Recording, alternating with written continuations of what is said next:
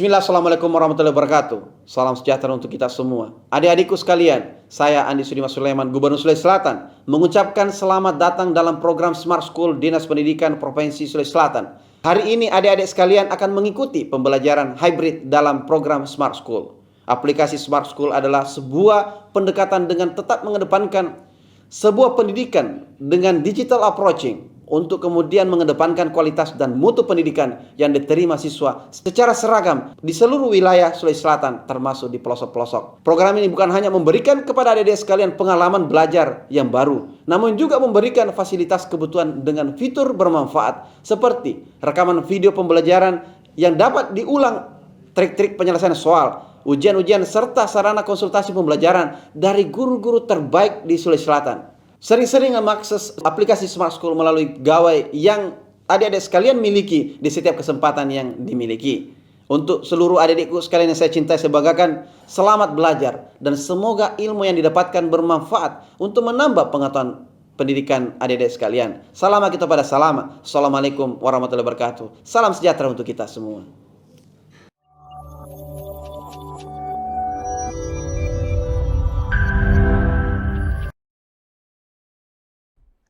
Bismillah, Assalamualaikum warahmatullahi wabarakatuh. Alhamdulillah, senang sekali bisa bertemu kembali dengan Ananda, Generasi Semar. Saya Subandi Latif, Guru Geografi, Generasi Semar, berkarakter cerdas.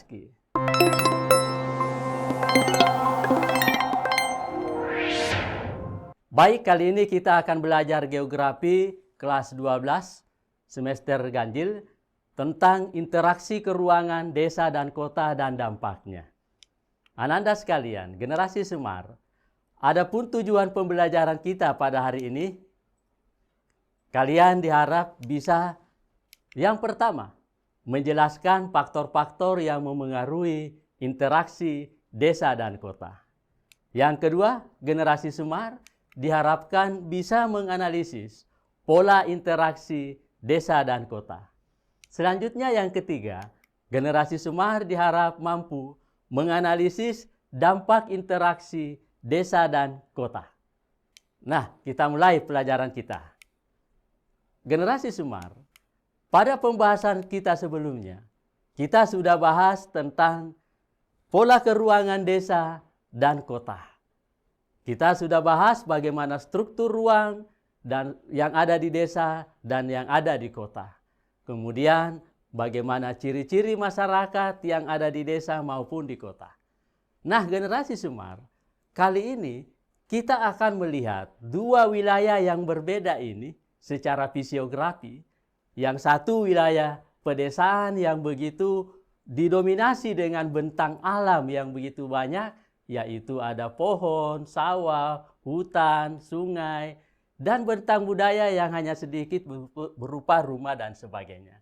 Berbeda dengan yang ada di kota, fisiografinya sebagian besar berupa bentang budaya. Hasil ciptaan manusia berupa gedung, kantor, jalan, dan sebagainya. Nah, dua bentang alam yang berbeda ini, kita akan bahas bagaimana mereka menjalin hubungan kerjasama antara dua wilayahnya, yang disebut dengan interaksi keruangan. Jadi pada pembahasan kita berikutnya, Ananda sekalian, kita akan membahas bagaimana hubungan timbal balik yang saling memengaruhi sehingga menghasilkan dampak atau efek bagi desa dan kota. Nah, ini yang akan kita bahas ya, tentang interaksi keruangan desa dan kota. Nah, desa dan kota itu saling membutuhkan. Seperti kita lihat gambar ini, Generasi Semar ya. Kalau ini merupakan ruang yang ada di desa. Kemudian ini adalah ruang yang ada di kota. Kita ketahui di desa itu menghasilkan berbagai sumber daya alam berupa hasil pertanian, hasil perkebunan, perikanan, kehutanan, dan sebagainya.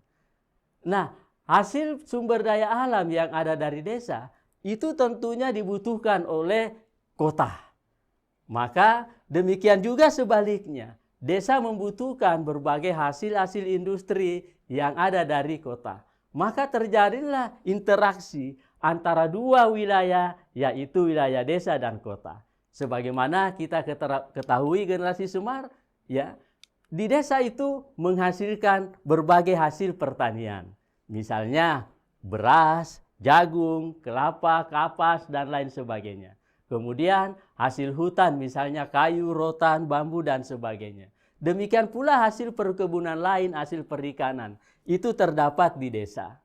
Kemudian hasil yang dari desa ini itu diolah di kota.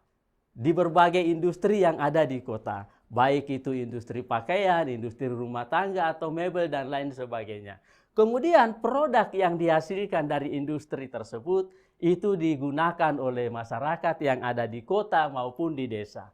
Nah, inilah karena adanya hubungan timbal balik yang saling membutuhkan antar wilayah desa dan kota. Nah, ini siswa sekalian. Nah, sekarang berikutnya kita akan melihat, ya, ada beberapa faktor yang memengaruhi interaksi desa dan kota menurut Edward Ullmann.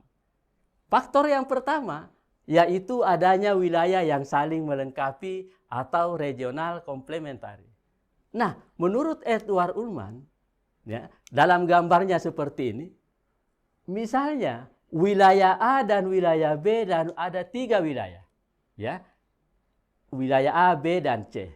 Nah, kita bisa mengartikan 3 wilayah ini pada kabupaten yang ada di Sulawesi Selatan misalnya. Wilayah A misalnya kita ambil contoh sebagai contoh yaitu Kabupaten Pindrang misalnya. Di wilayah A atau Kabupaten Pindrang itu surplus sumber daya X. Ya, sumber daya X ini bisa kita ganti misalnya mereka berkelebihan dengan hasil pertanian berupa beras. Kemudian wilayah B itu adalah Kota Parepare. Ya, di sisi lain dia minus akan sumber daya X. Ya. Kebalikannya, wilayah A atau Pindrang ini minus akan sumber daya Y, tapi berkelebihan di Parepare. Ya, misalnya hasil industri dan sebagainya. Kemudian di sisi lain dia minus, wilayah A atau Pindrang ini minus akan sumber daya Z. Ya, demikian pula wilayah Parepare, wilayah B minus akan sumber daya Z. Tapi di wilayah C, nah wilayah C ini bisa kita mengambil misalnya ya Kabupaten Tanah Toraja misalnya.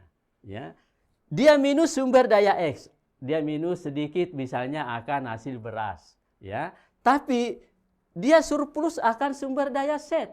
Ya, misalnya hasil perkebunan, hasil peternakan, dan lain sebagainya. Nah, ini yang dibutuhkan oleh wilayah A dan wilayah B. Maka 3 wilayah ini, generasi Semar, itu menjalin hubungan interaksi. Misalnya wilayah A dan wilayah B terjadilah hubungan interaksi. Karena wilayah A membutuhkan hasil dari wilayah B, Kabupaten atau Kota Parepare, kemudian Parepare membutuhkan hasil sumber daya alam yang dari Kabupaten Pindrang. Demikian pula sebaliknya wilayah C, ya. Wilayah C yang kita contohkan tadi adalah Tanah Toraja misalnya, itu surplus akan sumber daya Z, di mana ya sumber daya Z ini dibutuhkan oleh Kabupaten Pindrang dan juga Kota Parepare. Maka itu dipenuhi oleh wilayah C atau Kabupaten Tanah Toraja. Maka 3 wilayah ini terjadilah interaksi antara wilayah A, B, dan C karena mereka saling melengkapi. Nah, inilah yang dimaksud oleh Edward Ullmann. Bahwa faktor yang pertama yang menyebabkan terjalinnya interaksi antar desa dan kota itu karena adanya wilayah yang saling melengkapi atau regional complementary. Nah, kemudian yang kedua generasi Semar, menurut Edward Ullmann, ya, faktor yang kedua yang memengaruhi interaksi antara desa dan kota yaitu adanya wilayah yang saling berintervensi atau intervening opportunity. Nah, kita lihat misalnya menurut Edward Ullmann gambarnya seperti ini. Ya. Wilayah A dan wilayah B. Ya. Wilayah A surplus akan sumber daya X, tapi dia minus akan sumber daya Y. kebalikannya, wilayah B juga seperti itu, surplus juga sumber daya X dan minus sumber daya Y. Maka dua wilayah ini ya, interaksinya melemah, tidak terlalu terjalin intensif dan baik. Karena ya, mereka sama-sama sumber daya alamnya itu tersedia sama. Tapi kebalikannya ada wilayah C. Wilayah C ini surplus akan sumber daya X dan juga surplus akan sumber daya C. Sehingga kebutuhan wilayah A dan wilayah B itu dipenuhi oleh wilayah C. Ya. Atau dengan kata lain, wilayah C inilah yang memberikan intervensi, ya, memberi intervensi, mempengaruhi wilayah A atau wilayah B atau memenuhi kebutuhannya. Nah, maka akibatnya wilayah A dan wilayah B ini hubungannya melemah, interaksinya melemah karena ada wilayah C yang melakukan intervensi. Nah, ini yang dimaksud oleh Edward Ullmann, bahwa ya, salah satu faktor yang memengaruhi interaksi antar desa dan kota, yaitu faktor yang kedua, adanya wilayah yang saling berintervensi, ya, atau intervening opportunity. Nah, ini menurut Edward Ullmann. Jadi dua hal ini yang memengaruhi. Kemudian masih ada lagi generasi Semar, faktor yang ketiga, ya, yang memengaruhi ya interaksi antar desa dan kota, ya. Tapi sebelumnya kita lihat dulu gambarnya tadi seperti ini ya. Misalnya ini kota ya. Ya. Ya. Desa A itu surplus akan sumber daya, ya, dibutuhkan oleh kota. Dan desa B itu surplus juga akan berbagai produk dan sumber daya. Tapi mereka lebih dipengaruhi oleh wilayah kota ini. Sehingga kesempatan berintervensi itu dilakukan oleh kota, ya, terhadap desa B. Nah, kemudian generasi Semar kita melihat lagi adalah yang ketiga, yaitu adanya kemudahan dalam pemindahan dalam ruang atau spatial transfer ability. Nah, menurut Edward Ullmann, yang memudahkan pemindahan ruang itu yang pertama karena adanya jarak mutlak dan jarak relatif. Ya. Generasi Semar kita tahu jarak mutlak itu adalah jarak yang sebenarnya, ya, jarak absolut. Ya, misalnya jarak kota Makassar ke kota Parepare 150 km itu namanya jarak mutlak. Ya, ada juga jarak relatif generasi Semar ya, yang mana itu jarak relatif yaitu jarak waktu tempuh. Ya, ada orang yang menempuh jarak antara Makassar ke Parepare selama 5 jam. Bisa jadi 5 jam. Ada juga yang menempuh jarak antara kota Makassar dan Parepare cuma 2 jam atau 3 jam. Nah, ini namanya jarak relatif. Ya. Kemudian, yang kedua, biaya angkut dan transportasi dalam pemindahan manusia, barang, dan informasi itu biaya mungkin lebih murah atau lebih mahal dan sebagainya. Nah, ini akan mempengaruhi, ya, bagaimana hubungan antara satu wilayah dan wilayah lain itu dipengaruhi oleh faktor biaya angkutnya. Kemudian yang ketiga, adanya kemudahan dan kelancaran prasarana transportasi. Nah, ini juga mempengaruhi adanya pemindahan di dalam satu ruang atau satu wilayah. Jadi ada 3 hal yang bisa juga mempengaruhi dalam pemindahan di dalam suatu wilayah atau ruang. Nah, inilah generasi Semar. 3 hal yang mempengaruhi, ya, faktor-faktor yang mempengaruhi, ya, interaksi antar satu wilayah dengan wilayah lain atau antara desa dan kota. Ya. Selanjutnya generasi Semar. Ya, Bapak ingin memberikan tantangan. Kalian, ya, diharap di kelasnya melalui bimbingan oleh Bapak dan Ibu guru hebatnya yang ada di kelas, kalian akan dibimbing untuk menganalisis faktor-faktor yang memengaruhi interaksi antar desa dan kota. Ya, nah, seperti ini generasi Semar. Ya, kalian coba menganalisis. Ya, misalnya wilayah Bone dan Sopeng atau wilayah lain, silahkan pilih ya. Ya, bagaimana wilayah ini saling melengkapi. Jadi di tabel ini kalian isi, ya, bagaimana penjelasan kalian tentang wilayah Bone dan Sopeng itu dalam berinteraksi, apakah mereka saling melengkapi atau ada wilayah yang berintervensi terhadap kebutuhan wilayah tersebut. Bagaimana kemudahan pemindahannya dalam ruangnya. Jadi kalian generasi Semar, Bapak harap melalui pembimbingan Bapak dan Ibu hebatnya di kelas untuk mengerjakan menganalisis ini, ya. Bagaimana kita menganalisis di wilayah kita masing-masing, ya. Bagaimana mereka saling melengkapi, saling berintervensi dan kemudahan dalam pemindahan ruang antara wilayah-wilayah yang ada di sekitar kabupaten atau kota dan desa di sekitar wilayah kalian. Bisa generasi Semar ya? Bapak harap ya kalian bisa mengerjakan ini di kelasnya masing-masing nantinya. Nah, untuk itu kita lanjut lagi pada pembahasan selanjutnya. Ya, kita akan melihat analisis pola interaksi desa dan kota. Nah, kita yang pertama akan melihat teori gravitasi. Ya. Teori gravitasi ini rumusnya seperti ini. Ya. Ya.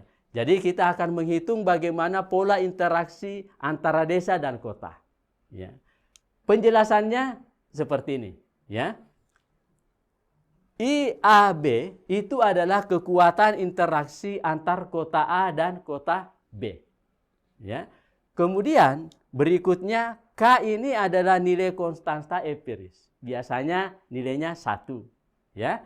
Kemudian PA ini adalah jumlah penduduk kota A. Ya. Kemudian PB ini adalah jumlah penduduk kota B. Ya.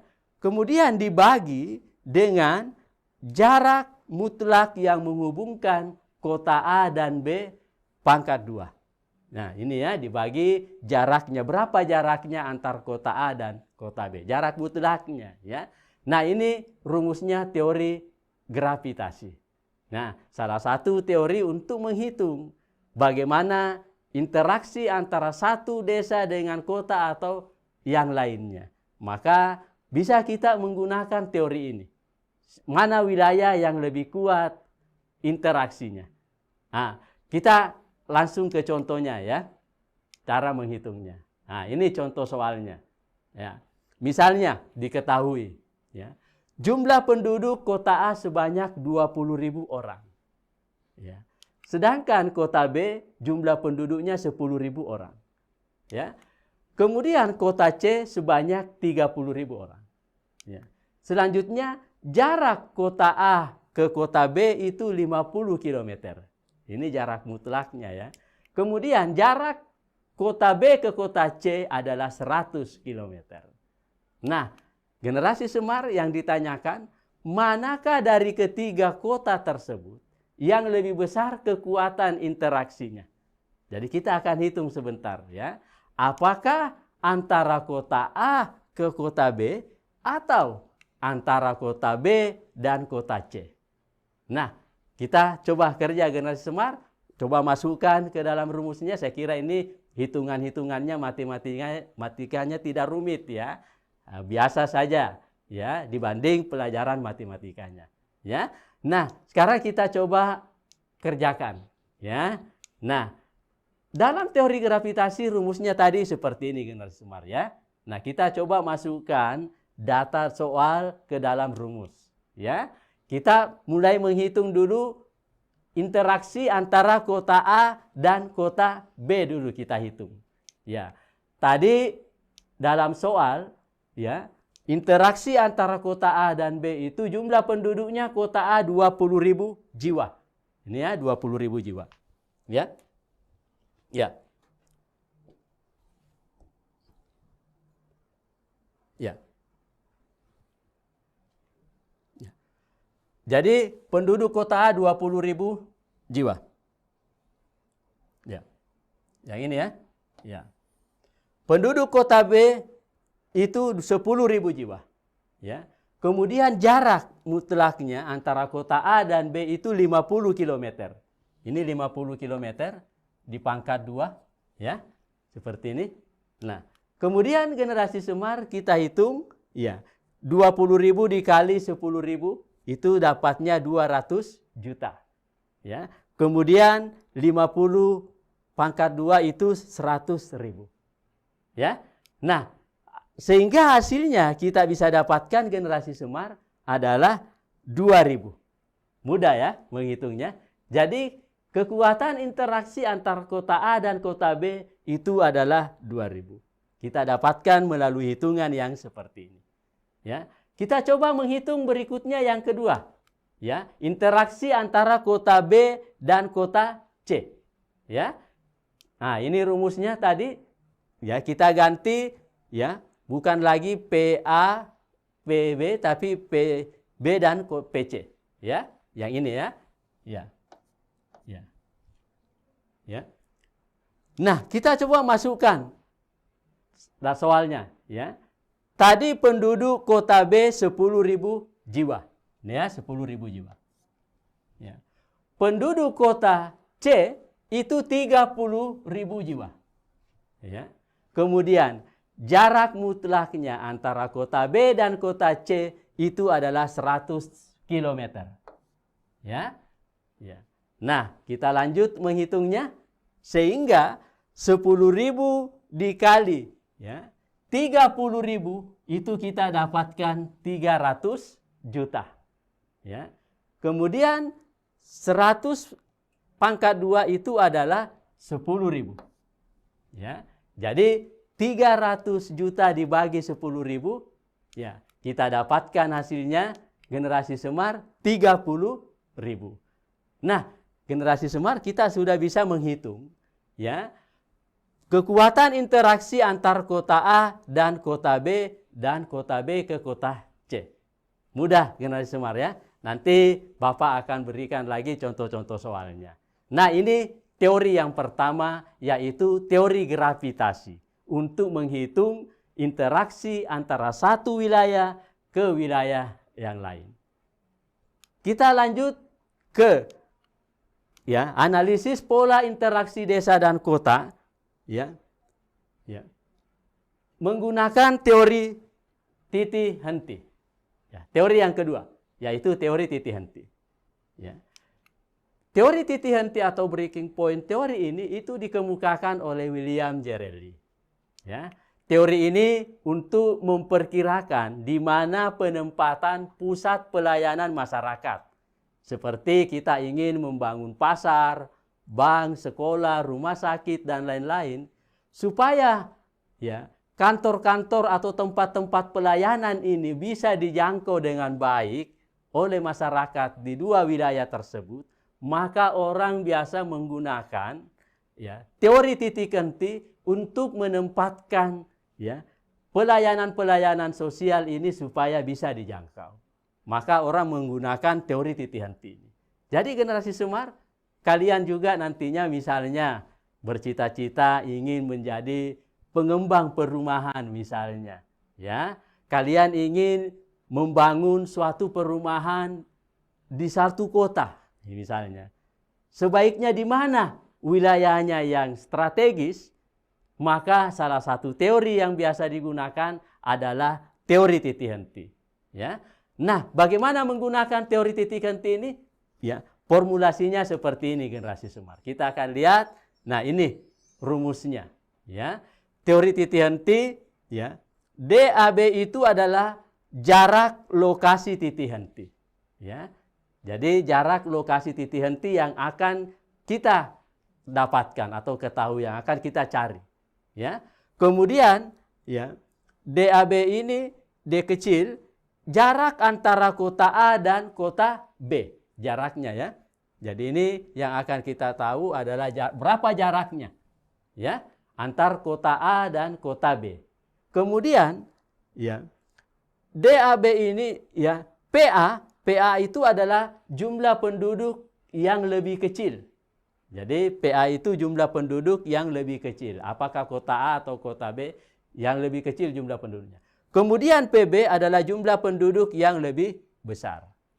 Nah, kita lanjut ya, generasi Semar ya. Bagaimana menghitung teori titik henti ini. Kemudian jangan lupa generasi Semar, ada hal yang paling penting diingat ya. Setelah kalian mungkin benar menghitungnya, tapi kalian juga harus tahu di mana penempatannya, dari kota mana yang diukur. Jadi jarak lokasi titik henti itu diukur dari kota yang jumlah penduduknya lebih kecil. Nah, ini tulisan merah yang Bapak berikan. Diingat baik-baik karena kadang generasi Semar kita benar menghitungnya, tapi di mana jaraknya ditentukan itu biasanya dilupa. Maka saya ingatkan generasi Semar bahwa lokasi titik henti itu diukur dari kota yang jumlah penduduknya lebih kecil. Ya, seperti ini misalnya contoh soalnya generasi Semar ya. Ya. Ya. Ya. Misalnya kita lihat contoh soal seperti ini, ya. Jika kota A berpenduduk 600.000 jiwa dan desa B berpenduduk 150.000 jiwa, serta jarak kota A ke desa B itu adalah 30 km, di mana lokasi ideal untuk mendirikan rumah sakit atau puskesmas ya, dan sebagainya. Nah, soalnya biasanya kalau di UTBK atau ujian-ujian ulangan sekolah, ujian sekolah dan sebagainya, itu seperti ini pilihan jawabannya, ya. 10 km dari kota A. Nah, ini kita lihat generasi Semar sama di B 10 km dari desa B, ya.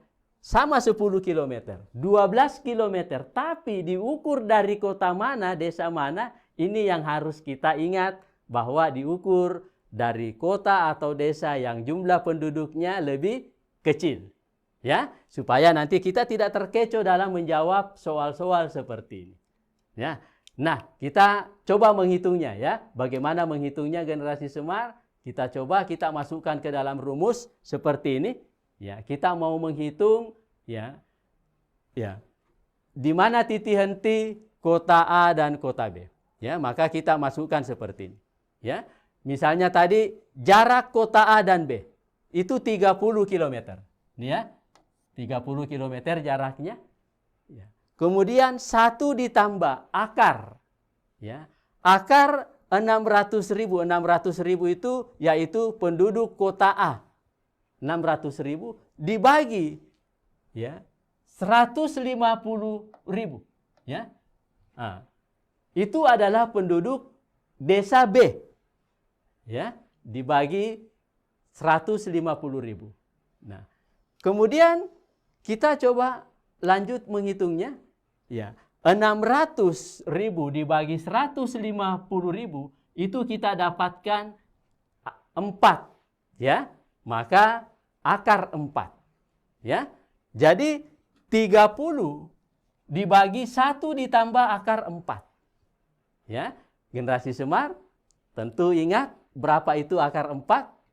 Ya, 2 ya. Jadi akar 4 itu sama dengan 2. Jadi 30 dibagi 1 ditambah 2. Ya.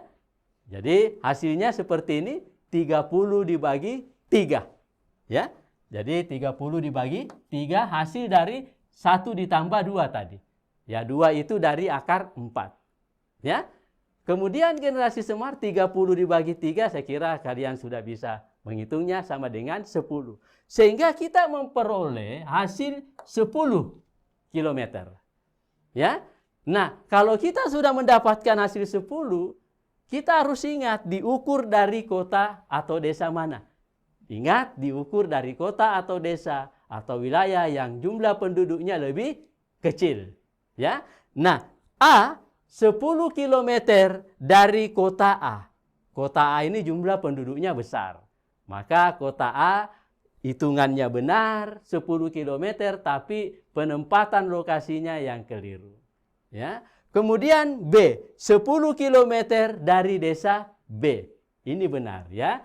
Karena 10 km ya, dari desa B itu adalah penduduknya yang lebih kecil. Jadi jawaban yang benar generasi Semar yaitu B ya. 10 kilometer dari desa B. Nah, ini generasi Semar ya. Contoh soalnya ya. Supaya ya, ini gambarnya ya. Misalnya ini kota, ini desa. Ya. Di mana rumah sakit atau puskesmas yang layak dibangun penempatannya, maka lokasinya yang paling tepat itu 10 km ya dari desa B. Nah, berdasarkan hitungannya tadi ya. Nah, ini generasi Semar ya. Kita lanjut ya. Ya. Ya. Ada cara Semarnya ya, cara mudahnya menghitung tadi generasi Semar ya. Bagaimana cara Semarnya? Ya. Kita langsung saja mencari berapa jumlah penduduk kota A dan kota desa B. Tadi 600.000 dibagi 150.000. Kita sederhanakan ya. 60 dibagi 15 supaya lebih mudah ya. Maka kita dapat 4. Berarti akar 4 ya. Kemudian akar 4 itu adalah 2. 2 ditambah 1 sama dengan 3. Jadi baru melihat soalnya saja kita tidak perlu menggunakan rumus, kita bisa pakai seperti ini. Jadi 30 dibagi 3 itu sama dengan 10. Nah, ini cara cepatnya. Ya. Ya. Jadi kita bisa menggunakan cara cepat seperti ini, ya. Kita langsung ke sini ya. Sini ya. Ya. Berapa? 600.000 dibagi 150.000 untuk mendapatkan berapa akarnya. Nah, kita dapat akar 4. Nah, setelah kita dapat akar 4, maka 1 akar 4 itu 2, 1 ditambah 2, 3 itu ya.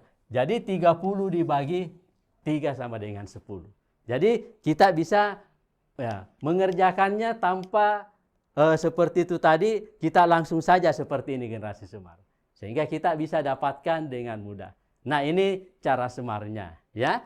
Nah, berikutnya generasi Semar. Kita coba lagi contoh soal yang kedua. Mungkin generasi Semar bisa menjawabnya ini ya. Ya. Ada yang bisa? Ya. Kota A dan B berjarak 36 km. Ya. Kota A berpenduduk 27.000 jiwa dan kota B berpenduduk 3.000 jiwa. Lokasi yang strategis untuk mendirikan SPBU, ya, stasiun pengisian bahan bakar, itu di mana? Ya, pompa bensin maksudnya ini ya. Di mana sebaiknya dibangun supaya bisa dijangkau? Apakah 7 km dari kota A atau 7 km dari kota B dan seterusnya? Ada yang bisa? Jadi contohnya generasi Semar seperti ini ya. Kita coba masukkan ke dalam rumus seperti ini ya. Jadi tadi ya jaraknya 36 km. Ya, bisa kita langsung 27.000 dibagi 3.000. Ya, sama dengan 9 ya. Maka akar 9. Ya. Kalau akar 9 itu generasi Semar sama dengan 3 ya. 3. Jadi 1 ditambah 3 itu 4. Jadi kita langsung 36 dibagi 4. Ya, sama dengan 9. Sehingga kita dapatkan hasilnya 9. Mudah generasi Semar ya. Maka kita lihat pilihan jawaban. Di pilihan jawaban itu ada C dan D yang 9 km. Nah, kita ingat diukur dari kota atau desa yang mana? Yaitu kota dan desa yang jumlah penduduknya lebih kecil. Maka ya, yang lebih kecil itu adalah kota B. Jadi yang benar adalah 9 km dari kota B. Ya. Nah, ini contoh soal yang kedua. Nah, selanjutnya generasi Semar, kita ke teori berikutnya, yaitu teori grafik. Ya. Jadi ya, kalau tadi kita sudah bahas 2 teori, yaitu teori gravitasi dan teori titik henti, masih ada satu lagi teori ya untuk menentukan pola interaksi antara desa dan kota. Biasa orang menggunakan teori grafik. Ya. Teori grafik ini dikemukakan oleh Kensky. Ya. Ya, menurut Kensky, kekuatan interaksi itu ditentukan dengan indeks konektivitasnya. Ya, indeks konektivitas ini apabila nilainya tinggi, maka dia karena semakin banyak jaringan jalan. Nah, ini berpengaruh terhadap pergerakan manusia, barang, dan jasa. Jadi, Kensky itu memberi contoh rumusnya seperti ini. Ya, ya. Jadi keterangannya, beta itu adalah indeks konektivitas. Ini ya, indeks konektivitas yang akan kita cari. Rumusnya mudah, generasi Semar. E itu adalah jumlah jaringan jalan. Ini ya, berapa jumlah jaringan jalan pada suatu wilayah. Kemudian dibagi P. P itu adalah ya, jumlah kota, berapa jumlah kotanya. Saya kira ini rumusnya lebih mudah lagi ya. Cuma membagi saja. Berapa jumlah jaringan jalan dan berapa jumlah kotanya. Mudah ya. Nah, ini teori grafik ya. Nah, jadi generasi Semar dia seperti ini gambarnya ya. Misalnya ini adalah kota atau desa ya, ada berapa kota atau desanya ya. Nah, kemudian jaringan jalannya ada berapa jaringan jalan yang menghubungkan kota dan desa ini. Nah, ini nantinya yang akan kita hitung generasi Semar ya. Untuk mengetahui ya teori grafik ini, kita langsung ke contoh soalnya generasi Semar. Ya, ya. Misalnya begini, ya, ya, ya.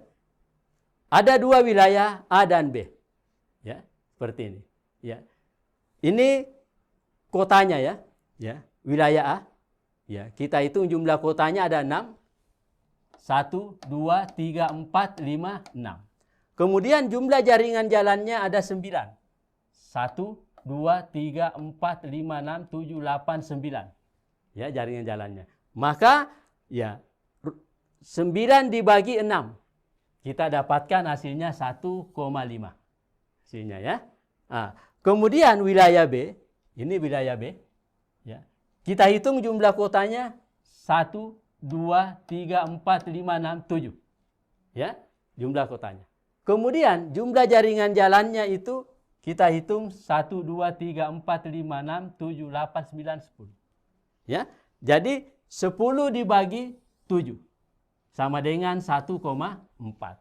Sehingga generasi Semar kita bisa menghitung bahwa ya wilayah A lebih tinggi dibanding wilayah B. Tingkat indeks konektivitasnya. Ya. Berdasarkan perhitungan ini tadi, karena wilayah A memiliki hasil 1,5, wilayah B 1,4. Karena jaringan jalannya wilayah A lebih banyak dibanding wilayah B. Nah, ini salah satu generasi Semar. Ya, bagaimana menghitung ya, tingkat konektivitas satu wilayah dengan wilayah lainnya. Nah, selanjutnya generasi Semar melihat berikutnya dampak interaksi desa dan kota. Ya, dampak interaksi desa dan kota yang pertama itu ya kita mau melihat dampaknya bagi desa. Yang pertama, apa dampak positifnya interaksi antara desa dan kota? Yang pertama yaitu pengetahuan penduduk desa bisa meningkat karena adanya sebaran informasi dari kota ke desa. Dampak positif kedua berikutnya yaitu penduduk desa mengenal teknologi baru, khususnya yang terkait dengan dunia pertanian dan sebagainya. Dampak positifnya yang ketiga yaitu desa semakin produktif dengan adanya berbagai teknologi tepat guna. Nah, ini salah satu atau 3 dampak positifnya interaksi desa dan kota. Kemudian generasi Semar, ada juga dampak negatifnya interaksi desa dan kota bagi desa. Ya, apa dampak negatifnya? Terjadi urbanisasi. Ya, orang berpindah dari desa ke kota banyak karena lancar interaksinya. Akibatnya apa dampak negatifnya? Ya, berkurang tenaga produktif di desa. Ya, itu bisa saja terjadi generasi Semar. Ya. Dampak negatif berikutnya, terbuka kemungkinan pola hidup yang ada di kota itu mempengaruhi pola hidup masyarakat di desa. Ya, Kemudian yang ketiga dampak negatifnya itu adalah ya, terbuka kemungkinan akan berkurangnya lahan pertanian karena semakin banyak pembangunan dan yang lain di daerah pedesaan.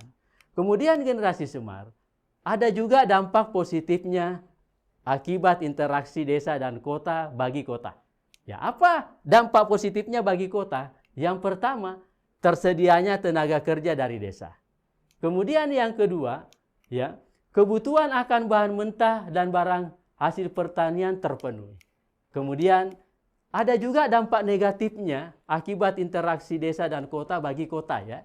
Ya, apa dampak negatifnya? Penduduk kota semakin padat, semakin banyak orang di kota.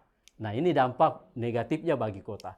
Dampak negatifnya berikutnya bagi kota itu banyak pengangguran. Bisa jadi bertambah pengangguran di kota karena semakin banyak urbanisasi. Kemudian yang ketiga, dampak negatifnya berikutnya, ya bisa jadi banyak semakin meningkat kriminalitas di kota. Nah, ini dampak negatifnya generasi Semar. Nah, selanjutnya generasi Semar, ya, kita akan mencoba ke sesi tanya jawab atau latihan soal. Mungkin ada di antara generasi Semar yang ingin bertanya dari SMA 14 Bone, ya. Bagaimana struktur dan pola ruang penggunaan lahan di desa, ya.